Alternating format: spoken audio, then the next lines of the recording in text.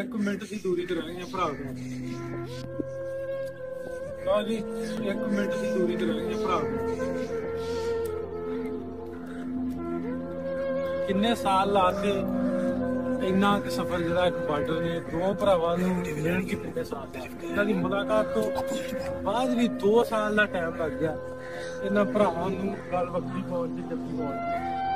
ਤੇ ਅੱਜ ਸਾਹਮਣੇ ਉਹ ਵੇਖੋ ਜੀ ਤੁਹਾਡਾ ਭਰਾ ਪਛਾਣ ਲਿਆ ਬਾਬੇ ਨੇ।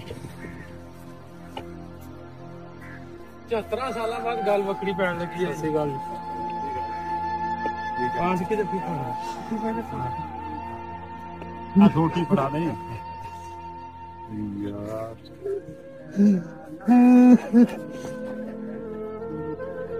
बस